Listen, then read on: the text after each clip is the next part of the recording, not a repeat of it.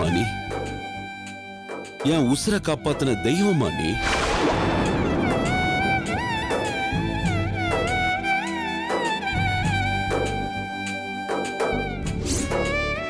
நீ என்ன மட்டும் காப்பாத்தலமா, இன்னைக்கு என் குடும்பமே உசுரோட இருக்குன்னா அதுக்கு முழு காரணம் நீதாமா.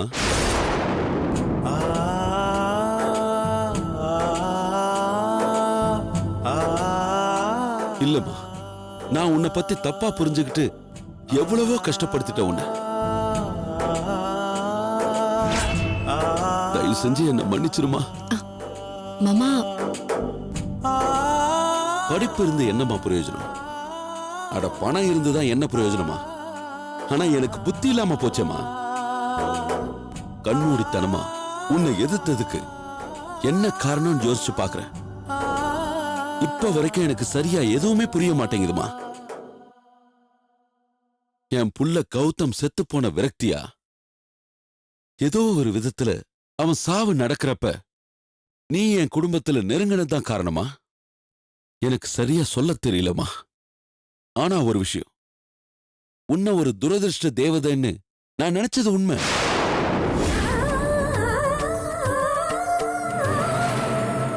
நீ கால் எடுத்து வச்ச வீடு விளங்காதுன்னு நம்பினது உண்மை.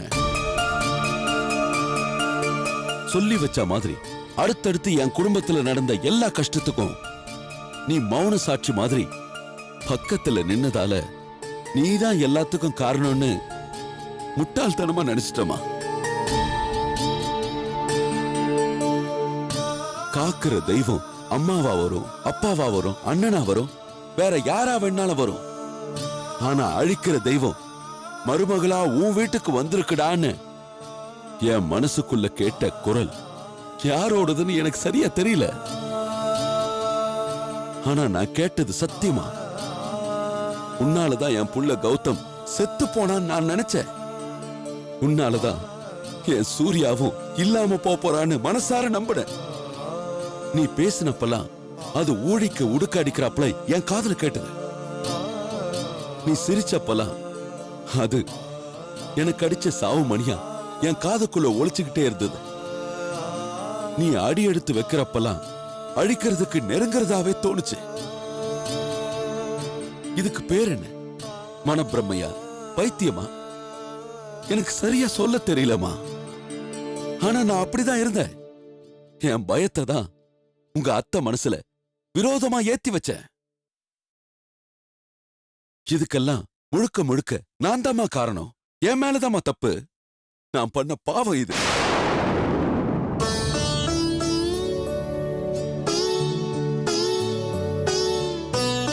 என் மூத்த புள்ள ஆக்சிடென்ட்ல தான் செத்து போனான்.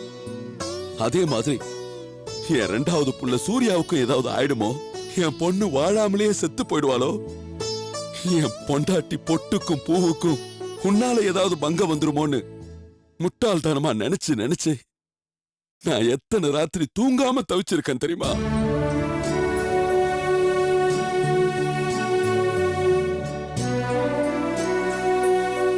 சைக்கோத்தனம்னா என்னன்னு எனக்கு இப்ப புரியுதுமா. வாழ்க்கை முழுக்க சாவு துரத்தி துரத்தி ஒவ்வொருத்தரையா காவு வாங்கினதை பார்த்து என் மனசு நொந்து ஊரை விட்டு ஓடி வந்தவமா நானு. என் துக்கத்தை மறக்கத்தான் நான் உழைக்க ஆரம்பிச்சேன். என் உழைப்பு எனக்கு பணத்தை கொடுத்தது, பணம் எனக்கு பாதுகாப்பை கொடுத்தது. பொண்டாட்டி, குடும்பம், பிள்ளைங்க, வீடு, சொத்து சுகம் ஒவ்வொன்னா என்னை தேடி வர ஆரம்பிச்சது.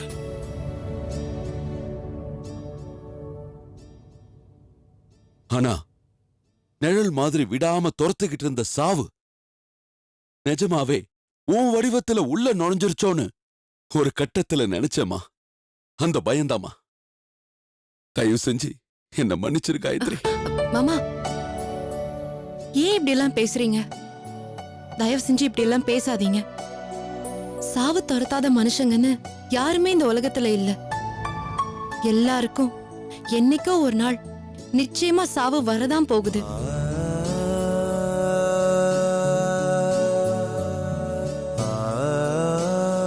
என்னைக்கோ வரப்போற சாவ நினைச்சுக்கிட்டு இன்னைக்கு கிடைச்சிருக்கிற வாழ்க்கைய நாசமாக்கிக்காம இருக்கிறது தான் நம்மளோட சாமர்த்தியம். உண்மைதாமா. வாழற வாழ்க்கைக்கு என்ன அர்த்தம்னு எனக்கும் புரியாம தான் இருந்தது. என் வாழ்க்கை அடுத்தவங்களுக்குன்னு முடிவு பண்ணிட்டா எல்லார் வாழ்க்கையும் அழகாயிடும்னு உன்னை பார்த்துதான் நானே தெரிஞ்சுக்கிட்டேன்.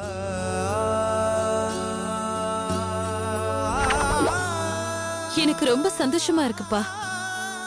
நானும் அம்மாவும் காயத்ரிய பத்தி புரிஞ்சுக்கிட்டது மட்டும் இல்லாம இப்ப நீங்களும் அவளை சரியா புரிஞ்சிட்டு இருக்கீங்க. எனக்கு ரொம்ப சந்தோஷமா இருக்கு.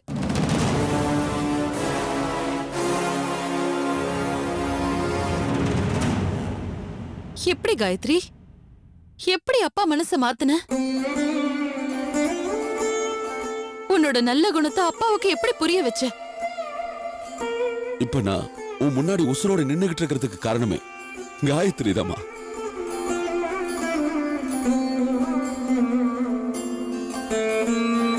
நான் விடுற மூச்சு காத்துல இருந்து நான் பேசுற பேச்சு வரைக்கும் எல்லாமே காயத்ரி போட்ட பிச்சை.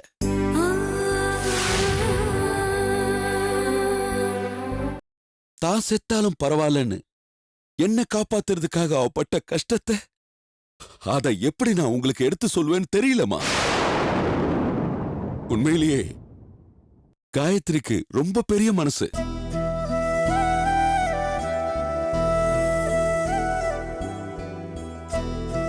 அப்படியெல்லாம் சொல்லாதீங்க மாமா. என்னைக்கு சூர்யா என் கழுத்துல தாலி கட்டினாரோ அந்த நிமிஷத்துல இருந்து உங்க குடும்பம் ஏன் குடும்பம்னு நான் பிரிச்சு பார்த்ததே இல்ல மாமா.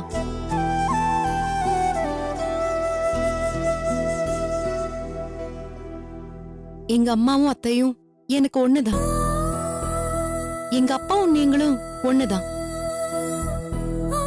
உங்க பொண்ண எனக்கு கூட பிறந்த அக்கா மாதிரி தான் நான் பாக்குறேன். உலகத்திலேயே ரொம்ப அழகான விஷயம் எது தெரியுமா?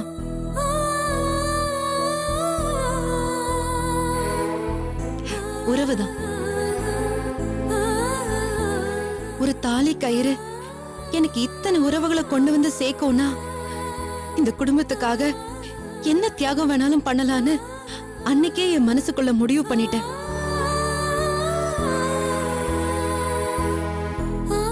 அத்தையும் நீங்களும் மத்தவங்களும் என்ன தப்பா புரிஞ்சுக்கிட்டதுக்கு சந்தர்ப்ப சூழ்நிலை காரணமா இருந்திருக்கலாம். ஆனா அது எல்லாமே தண்ணிக்கடியில அழுத்தி வச்ச பந்து மாதிரிதான் மாமா. எத்தனை நாளைக்குதான் அழுத்தி புடிச்சுக்கிட்டே இருக்க முடியும்? என்னைக்காவது ஒரு நாள் உண்மை வெளியே வரதானே வேணும்.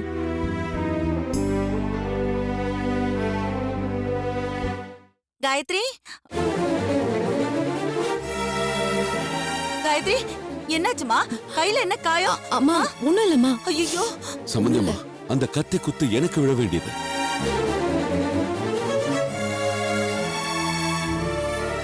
காயத்ரியோட பெருந்தன்மை என் உசிரியே காப்பாத்திருக்கு. காயத்ரி, அப்படி என்னதமா நடந்துச்சு? அந்த கொலைகாரியை கண்டுபிடிச்சிட்டியா? வெறும் கொலைகாரி இல்லைங்க, ஒரு கொலைகாரன் ஒரு கொலைகாரி ரெண்டு பேரையும் போலீஸ் அரெஸ்ட் பண்ணிட்டு போயிட்டாங்க. வீரா இப்ப அவங்க கூட தான் போலீஸ் ஸ்டேஷனுக்கு போயிருக்கான். வாக்குமூலம் கொடுத்துட்டு வரேன்னு சொல்லியிருக்கான். நிஜமாவா சொல்ற காயத்ரி? அரெஸ்ட் பண்ணிட்டாங்களா? இப்பதான் எனக்கு நிம்மதியா இருக்கு. வனிதா, போலீஸால அவங்கள அரெஸ்ட் பண்ணதாமா முடிஞ்சது. காயத்ரியால தான் என் உசுரை காப்பாத்த முடிஞ்சது.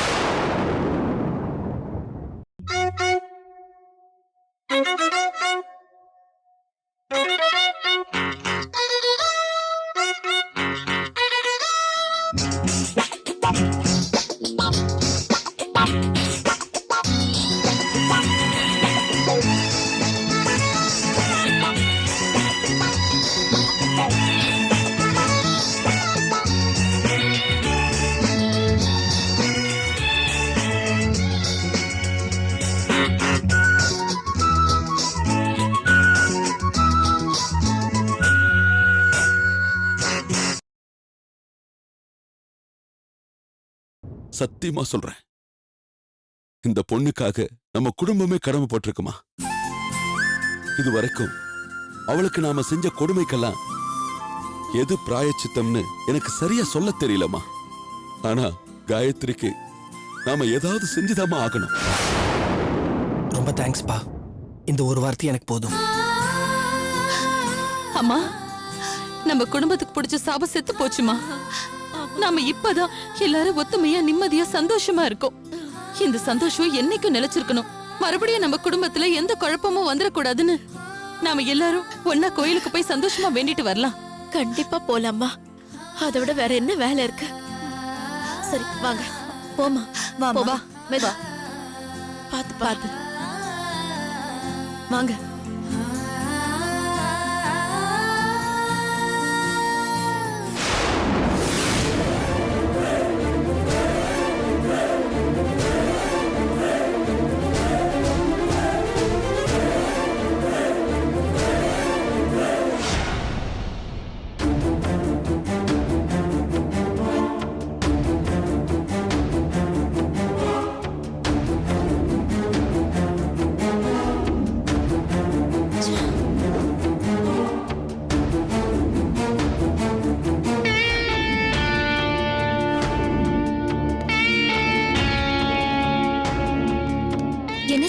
வெளியில எல்லாம் சுத்தி பார்த்துட்டு காம்பவுண்ட் சுவர் ஏறி குச்சி ஜன்னல் வழியா எல்லா இடமும் தேடி பார்த்துட்டோமா. அந்த பொண்ணு உள்ள இருக்க மாதிரி தெரியல. வெளியில எங்கேயாவது போயிருப்பாங்களோ? இல்ல தண்டபாணி, எனக்கு என்னமோ சுரேஷ் அவளை எங்கேயோ மறைச்சு வச்சிருக்காருன்னு தோணுது. விஷயம் கொஞ்சம் சீரியஸ் ஆயிட்டு இருக்குன்னு நினைக்கிறேன். கையில நாம தான் கண்டுபிடிச்சாகணும். இல்லனா சுரேஷ் அவளை என்ன வேணாலும் செஞ்சிருவாரு. என்னம்மா இப்படி சொல்றீங்க? வேற எப்படி சொல்றதுன்னு எனக்கு தெரியல தண்டபாணி. என் வீட்டுக்காரர் மாதிரி ஒரு நல்ல மனுஷன் இந்த உலகத்திலே இருக்க முடியாதுன்னு தான் நான் நம்பிட்டு இருந்தேன். ஆனா பெத்த தாய்க்கும் தாலி கட்டின பொண்டாட்டிக்கும் கூட தெரியக்கூடாதுன்னு நினைக்கிற ஒரு ரகசியம் அவர் வாழ்க்கையில இருக்கு. என்ன கேட்டா அது ரகசியம் இல்ல, அவர் வாழ்க்கையே அழிக்கக்கூடிய ஒரு ஆயுதம். பைத்தியக்காரன் கையில துப்பாக்கி கிடைச்ச மாதிரி அந்த கையில வச்சுக்கிட்டு அவர் தன்னை தானியே நாசம் பண்ணிக்கிட்டு இருக்காருன்னு எனக்கு தோணுது. நம்ம முதல்ல அவரை காப்பாத்தி ஆகணும். அதுக்கப்புறம் தான் அவர் மறைக்க நினைக்கிற ரகசியம் என்னங்கறத நாம தேட ஆரம்பிக்கணும். ஏமா அந்த பொண்ணாவது உண்மையை சொல்லி தொலைச்சிக்கலாமேம்மா. அவ சொல்ல மாட்டா தண்டபாணி. எப்ப அவ சுரேஷ மிரட்டி பணம் புடுங்கறது டிசைட் பண்ணிட்டாலோ அப்பவே அவ சரியானவ இல்லைன்னு நமக்கு தெரிஞ்சு போச்சு. அவகிட்ட இருந்து எந்த ஒரு உண்மையும் வெளியே வராது. சுரேஷ் ஏன் இந்த உண்மையை மறைக்கிறாரு? பணத்தை கொண்டு போய் ஏன் கொடுக்கறாரு? அவங்களுக்குள்ள என்ன ரகசியம் இருக்கு? செத்து போனவ எப்படி உயிரோட வந்தா? இதையே அம்மா கிட்ட கூட சுரேஷ் சொல்லல. இது எல்லாமே நமக்காக காத்துக்கிட்டு இருக்கிற ரகசியம். நாம தான் இதை கண்டுபிடிச்சாகணும். ஏன்னா சுரேஷ் நல்லா இருக்கணும்னு நினைக்கிறவங்க மட்டும்தான் அவர் இந்த இக்கெட்ல இருந்து வெளியே கொண்டு வர முடியும். அவ செய்ய மாட்டா. சத்தியமா வாய் திறந்து பேசவே மாட்டா. இப்ப நம்ம என்னதாம்மா பண்றது?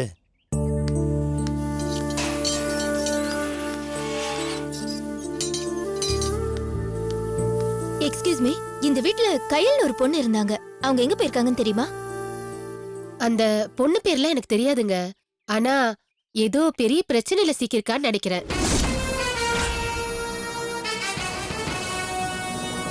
யாரோ ஒரு ஆளு அந்த பொண்ண ஆட்டோல ஏத்திட்டு போறத பார்த்தேன்.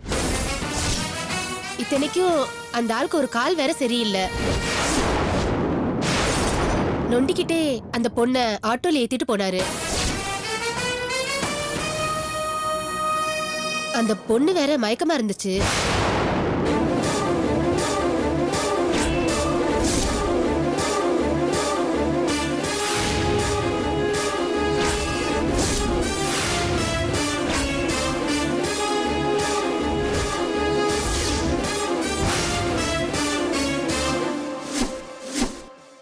நீங்க யாரு? அந்த பொண்ணுக்கு வேண்டப்பட்டவங்களா?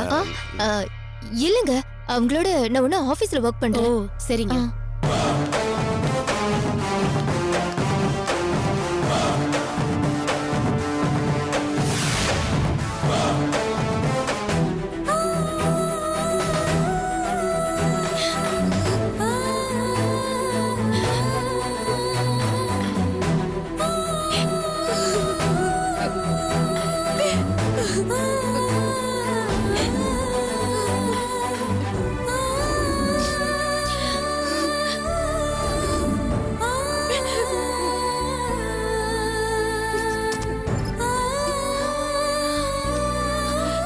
சுப்பு, என்ன சுப்பு?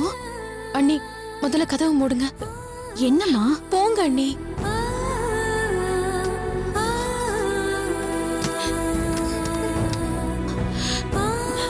ஏ சுப்பு, இப்படி ஓயாம அழுதுகிட்டே இருக்க? எனக்கு வேற என்ன செய்யறதுன்னு தெரியலையே. சௌரியாவும் காயத்ரியும் ஒண்ணு சேர்ந்தது கூட இப்ப எனக்கு பரவாயில்லன்னு தோணுது. ஆனா அத்தை, மாமா, வனிதா அண்ணி எல்லாரும் காயத்ரியை ஏத்துக்கிட்டாங்கங்கிறது என்னால ஜீரணிக்க முடியல அண்ணி. சுப்பு, நான் ஒன்னு சொன்னா தப்பா நினைச்சுக்காதம்மா. எனக்கே காயத்ரிய இப்ப வர வர கொஞ்சம் கொஞ்சமா பிடிக்க ஆரம்பிச்சிருச்சு. ஒருத்தரை வெறுக்கிறதுக்கு காரணமே தேவையில்லம்மா. பிடிக்கலன்னு ஒரு வார்த்தையில முடிச்சிட்டு போயிடலாம். ஆனா ஒருத்தரை நமக்கு பிடிக்க ஆரம்பிக்குதுன்னா நம்ம கண்ணுக்கே தெரியாம 100 காரணம் அதுக்கு பின்னாடி ஒட்டிக்கிட்டு வருது. ஒரு நிமிஷம் நல்லா யோசிச்சு பாரு. இந்த குடும்பமே இன்னைக்கு சின்ன பின்னமா சதுரி போயிருக்கும். உன் அத்தை, மாமா, சூர்யா, அவரோட அக்கா எல்லாரும் கத்தி குத்துப்பட்டு செத்து போயிருந்திருப்பாங்க. யாரு கண்டாங்க? ஒருவேளை அந்த கத்தி உன்னையும் குறி வச்சிருக்கலாம்.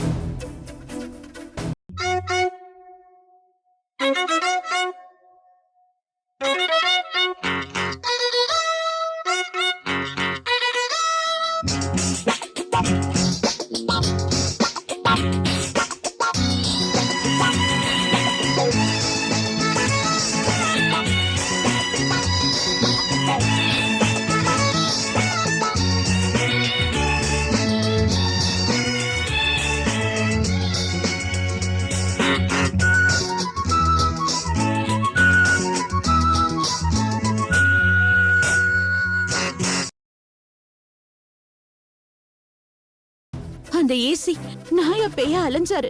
நம்ம வீட்டை சுத்தி சுத்தி காவல் காத்தாரு. எத்தனை போலீஸ், எவ்வளவு செக்யூரிட்டி. ஆனா யாரால என்ன பண்ண முடிஞ்சது? அந்த கொலைகாரி யாருன்னு காயத்ரியால மட்டும்தான் கண்டுபிடிக்க முடிஞ்சது.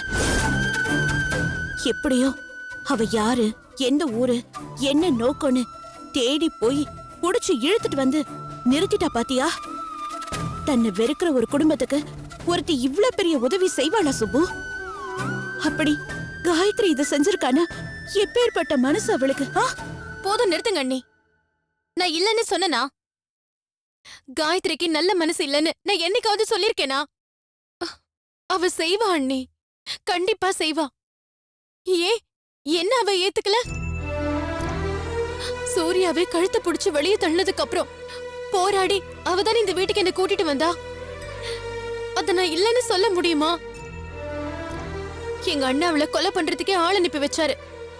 இன்னொரு பொண்ணா இருந்திருந்தா அதுக்கப்புறம் என்ன கிட்ட சேப்பாளா? என்ன காயத்ரி சேர்த்துக்கிட்டாளே. எப்படியாவது சூர்யாவை அடைஞ்சே ஆகணும்னு முடிவு பண்ணி நான் பைத்தியமா நடிக்க ஆரம்பிச்சப்போ ஹாஸ்பிட்டல்ல கிடந்தனே, வந்து என்ன பார்த்து அழுதால. ஞாபகம் இருக்கா? அந்த கண்ணீரை விட புனிதம் வேற எதுவுமே இல்ல அண்ணி. சுப்பு, நீ அப்படி எல்லாம் பேசுற? என்னால நம்பவே முடியல சுப்பு.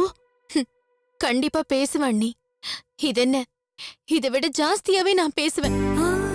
காயத்ரி நல்லவதான், உத்தமிதான். ஏணி வச்சாலும் என்னால அவ ஒசரத்தை தொட முடியாதுதான். ஆனா அதெல்லாம் ஒரு விஷயமே இல்ல அண்ணி. என்னால சூர்யாவை விட்டு கொடுக்க முடியாது. இதுதான் நான் அன்னைக்கும் சொன்னேன், இன்னைக்கும் சொல்றேன், என்னைக்கும் சொல்லுவேன். காயத்ரி நல்லவன்னு இந்த வீட்ல இருக்கிறவங்களுக்கு இன்னைக்கு வேணா புரிஞ்சிருக்கலாம். ஆனா எனக்கு அது ஏற்கனவே தெரிஞ்ச விஷயம் தானே. ஆனா அந்த ஒரு காரணத்துக்காக நான் கெட்டவன்னு நீங்க சொல்லிடுவீங்களா? ஏன் கழுத்துல தொங்குற தாலியை விட அவ கழுத்துல தொங்குற தாலிக்கு கணம் ஜாஸ்தி நீங்க பேசுவீங்களா? காதல எடை போட்டு பார்க்க முடியாது அண்ணி. அதே மாதிரிதான் பெரியத்த பங்கு போட்டு பார்க்க முடியாது. சூரியதான் என் புருஷன் என்னைக்கு முதல்ல என் மனசுல விழுந்ததோ அந்த நிமிஷம் என் சொத்துன்னு நான் முடிவு பண்ணிட்டேன். இந்த காயத்ரி இல்ல, அந்த கடவுளே வந்தாலும் நான் என் சூர்யாவை யாருக்கும் விட்டு கொடுக்க மாட்டேன். என்ன சுப்பு இப்படி எல்லாம் பேசுற? தலைக்கு மேல வெள்ளம் போயிடுச்சு சுப்பு. இதுக்கு மேல உன்னோட வார்த்தைக்கு என்ன அர்த்தம்னு எனக்கு புரியல. சூர்யாவையும் காயத்ரியும் பிரிக்கிறதுக்கு நீ சொன்ன அதே கடவுளால கூட இனிமே முடியாதுமா. கஷ்டம் எல்லாம் தீந்து பெத்தவங்களும் மத்தவங்களும் காயத்ரிய மனசார ஏத்துக்கிட்டு இவதான் என் மருமகன்னு தூக்கி வச்சு கொண்டாடிட்டு இருக்கிறப்போ ஓ இடம் என்ன இடம்னு எனக்கு ஒரு சின்ன வருத்தம் இருக்கதான் செஞ்சது. ஆனா நான் இப்பவும் சொல்றேன், நான் காயத்ரிய நம்புற சுப்பு.